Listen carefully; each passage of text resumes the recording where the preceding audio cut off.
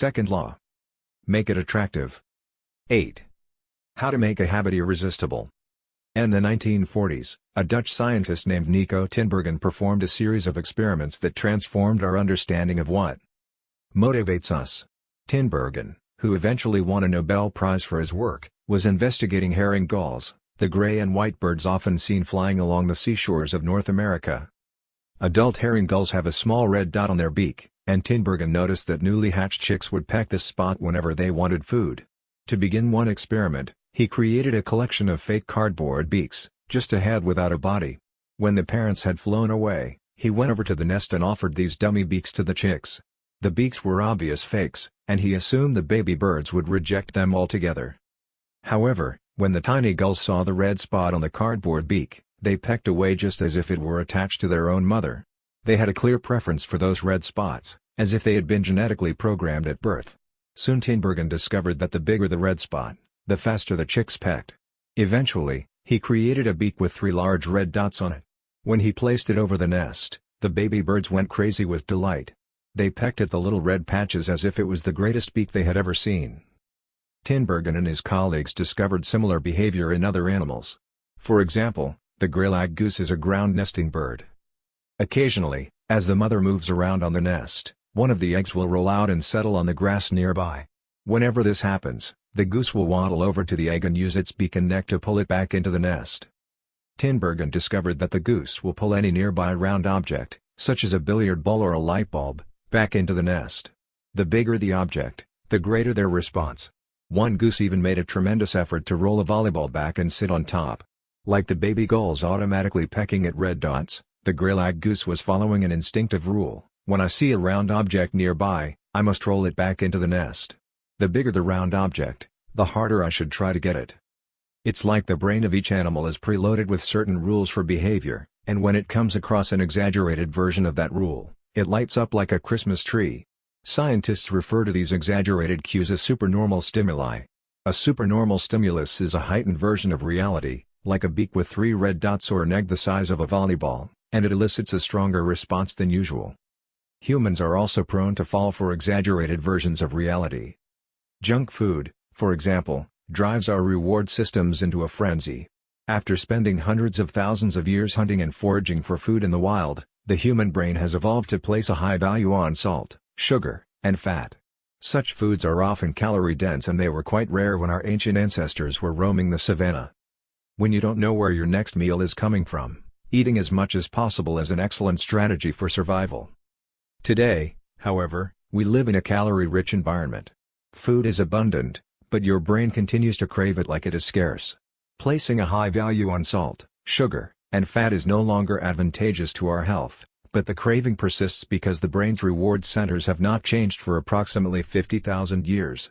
The modern food industry relies on stretching our Paleolithic instincts beyond their evolutionary purpose. A primary goal of food science is to create products that are more attractive to consumers. Nearly every food in a bag, box, or jar has been enhanced in some way, if only with additional flavoring. Companies spend millions of dollars to discover the most satisfying level of crunch in a potato chip or the perfect amount of fizz in a soda. Entire departments are dedicated to optimizing how a product feels in your mouth, a quality known as oral sensation. French fries, for example, are a potent combination: golden brown and crunchy on the outside, light and smooth on the inside.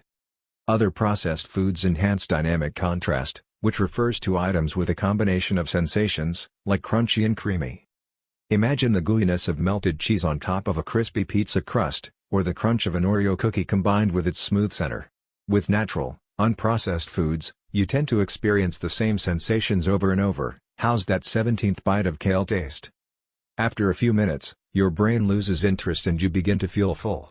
But foods that are high in dynamic contrast keep the experience novel and interesting, encouraging you to eat more. Ultimately, such strategies enable food scientists to find the bliss point for each product, the precise combination of salt, sugar, and fat that excites your brain and keeps you coming back for more. The result, of course, is that you overeat because hyperpalatable foods are more attractive to the human brain. As Stephen Guyenet, a neuroscientist who specializes in eating behavior and obesity, says, "We've gotten too good at pushing our own buttons." The modern food industry, and the overeating habits it has spawned, is just one example of the second law of behavior change: make it attractive. The more attractive an opportunity is, the more likely it is to become habit-forming. Look around. Society is filled with highly engineered versions of reality that are more attractive than the world our ancestors evolved in. Stores feature mannequins with exaggerated hips and breasts to sell clothes. Social media delivers more likes and praise in a few minutes than we could ever get in the office or at home. Online porn splices together stimulating scenes at a rate that would be impossible to replicate in real life. Advertisements are created with a combination of ideal lighting, professional makeup, and photoshopped edits. Even the model doesn't look like the person in the final image. These are the supernormal stimuli of our modern world. They exaggerate features that are naturally attractive to us, and our instincts go wild as a result, driving us into excessive shopping habits, social media habits, porn habits, eating habits, and many others. If history serves as a guide, the opportunities of the future will be more attractive than those of today. The trend is for rewards to become more concentrated and stimuli to become more enticing. Junk food is a more concentrated form of calories than natural foods. Hard liquor is a more concentrated form of alcohol than beer. Video games are a more concentrated form of play than board games. Compared to nature, these pleasure-packed experiences are hard to resist. We have the brains of our ancestors but temptations they never had to face. If you want to increase the odds that a behavior will occur, then you need to make it attractive. Throughout our discussion of the second law, our goal is to learn how to make our habits irresistible. While it is not possible to transform every habit into a supernormal stimulus, we can make any habit more enticing. To do this, we must start by understanding what a craving is and how it works. We begin by examining a biological signature that all habits share: the dopamine spike. The dopamine-driven feedback loop. Scientists can track the precise moment a craving occurs by measuring a neurotransmitter called dopamine. The importance of dopamine became apparent in 1954 when the neuroscientists James Olds and Peter Milner ran an experiment that revealed the neurological processes behind craving and desire. By implanting electrodes in the brains of rats, the researchers blocked the release of dopamine. To the surprise of the scientists, the rats lost all will to live. They wouldn't eat. They wouldn't have sex. They didn't crave anything. Within a few days, the animals died of thirst. In follow-up studies, other scientists also inhibited the dopamine-releasing parts of the brain, but this time, they squirted little droplets of sugar into the mouths of the dopamine-depleted rats. Their little rat faces lit up with pleasurable grins from the tasty substance. Even though dopamine was blocked, they liked the sugar just as much as before, they just didn't want it anymore. The ability to experience pleasure remained, but without dopamine, desire died. And without desire, action stopped. When other researchers reversed this process and flooded the reward system of the brain with dopamine, animals performed habits at breakneck speed. In one study, mice received a powerful hit of dopamine each time they poked their nose in a box. Within minutes, the mice developed a craving so strong they began poking their nose into the box 800 times per hour. Humans are not so different. The average slot machine player will spin the wheel 600 times per hour. Habits are a dopamine-driven feedback loop. Every behavior that is highly habit-forming, taking drugs, eating junk food, playing video games, browsing social media, is associated with higher levels of dopamine. The same can be said for our most basic habitual behaviors like eating food, drinking water, having sex, and interacting socially. For years, scientists assumed dopamine was all about pleasure, but now we know it plays a central role in many neurological processes, including motivation, learning and memory, punishment and aversion, and voluntary movement. When it comes to habits, the key takeaway is this: dopamine is released not only when you experience pleasure, but also when you anticipate it. Gambling addicts have a dopamine spike right before they place a bet, not after they win. Cocaine addicts get a surge of dopamine when they see the powder, not after they take it. Whenever you predict that an opportunity will be rewarding, your levels of dopamine spike in anticipation. And whenever dopamine rises, so does your motivation to act. It is the anticipation of a reward, not the fulfillment of it, that gets us to take action. Interestingly, the reward system that is activated in the brain when you receive a reward is the same system that is activated when you anticipate a reward. This is one reason the anticipation of an experience can often feel better than the attainment of it. As a child, thinking about Christmas morning can be better than opening the gifts. As an adult, daydreaming about an upcoming vacation can be more enjoyable than actually being on vacation. Scientists refer to this as the difference between wanting and liking. The dopamine spike. Figure 9. Before a habit is learned, A. Dopamine is released when the reward is experienced for the first time. The next time around, B. Dopamine rises before taking action, immediately after a cue is recognized. This spike leads to a feeling of desire and a craving to take action whenever the cue is spotted. Once a habit is learned, dopamine will not rise when a reward is experienced because you already expect the reward. However, if you see a cue and expect a reward, but do not get one, then dopamine will drop in disappointment. C. The sensitivity of the dopamine response can clearly be seen when a reward is provided late. D. First, the cue is identified and dopamine rises as a craving builds. Next, a response is taken but the reward does not come as quickly as expected and dopamine begins to drop. Finally, when the reward comes a little later than you had hoped, dopamine spikes again. It is as if the brain is saying, "See, I knew I was right. Don't forget to repeat this action next time." Your brain has far more neural circuitry allocated for wanting rewards than for liking them. The wanting centers in the brain are large: the brainstem, the nucleus accumbens, the ventral tegmental area, the dorsal striatum, the amygdala, and portions of the prefrontal cortex. By comparison, the liking centers of the brain are much smaller. They are often referred to as hedonic hotspots and are distributed like tiny islands throughout the brain. For instance, researchers have found that 100% of the nucleus accumbens is activated during wanting. Meanwhile, only 10% of the structure is activated during liking. The fact that the brain allocates so much precious space to the regions responsible for craving and desire provides further evidence of the crucial role these processes play. Desire is the engine that drives behavior. Every action is taken because of the anticipation that precedes it. It is the craving that leads to the response. These insights reveal the importance of the second law of behavior change. We need to make our habits attractive because it is the expectation of a rewarding experience that motivates us to act in the first place. This is where a strategy known as temptation bundling comes into play. How to use temptation bundling to make your habits more attractive. Ronan Byrne, an electrical engineering student in Dublin, Ireland, enjoyed watching Netflix, but he also knew that he should exercise more often than he did. Putting his engineering skills to use, Byrne hacked his stationary bike and connected it to his laptop and television. Then he wrote a computer program that would allow Netflix to run only if he was cycling at a certain speed. If he slowed down for too long, whatever show he was watching would pause until he started pedaling again. He was, in the words of one fan, eliminating obesity one Netflix binge at a time. He was also employing temptation bundling to make his exercise habit more attractive.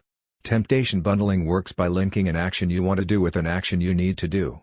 In Byrne's case, he bundled watching Netflix, the thing he wanted to do, with riding his stationary bike, the thing he needed to do. Businesses are masters at temptation bundling. For instance, when the American Broadcasting Company, more commonly known as ABC, launched its Thursday night television lineup for the 2014 to 2015 season, they promoted temptation bundling on a massive scale.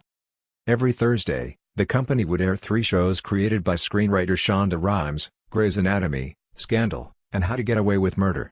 They branded it as TGI'd on ABC. TGI'd stands for Thank God It's Thursday. In addition to promoting the shows, ABC encouraged viewers to make popcorn, drink red wine, and enjoy the evening. Andrew Kubitz, head of scheduling for ABC, described the idea behind the campaign. "We see Thursday night as a viewership opportunity, with either couples or women by themselves who want to sit down and escape and have fun and drink their red wine and have some popcorn." The brilliance of this strategy is that ABC was associating the thing they needed viewers to do, watch their shows, with activities their viewers already wanted to do: relax, drink wine, and eat popcorn.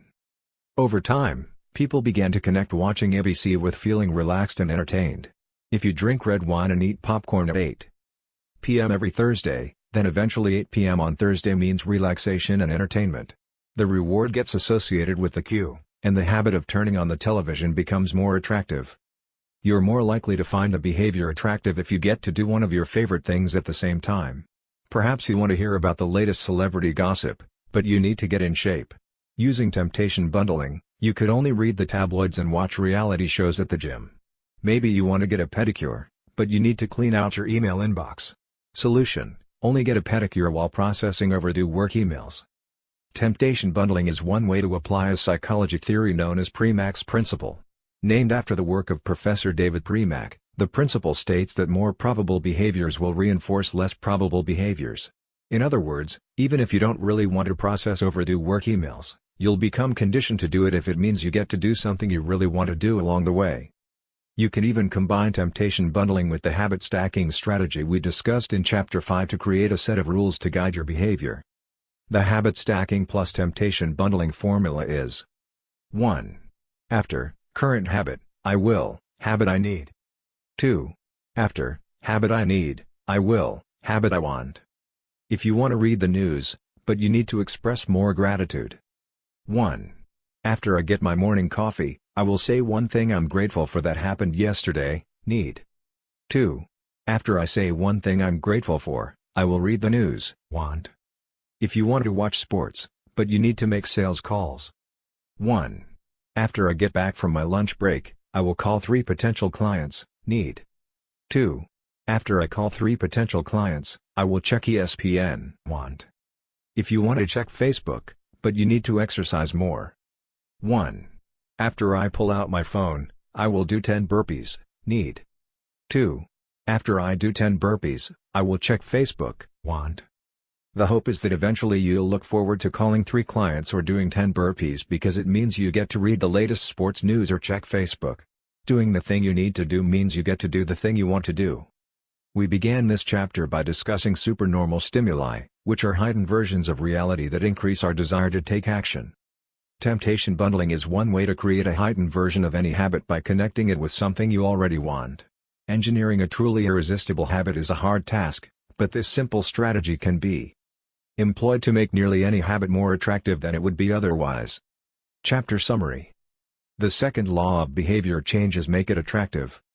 The more attractive an opportunity is, the more likely it is to become habit-forming. Habits are a dopamine-driven feedback loop. When dopamine rises, so does our motivation to act. It is the anticipation of a reward, not the fulfillment of it, that gets us to take action. The greater the anticipation, the greater the dopamine spike. Temptation bundling is one way to make your habits more attractive. The strategy is to pair an action you want to do with an action you need to do.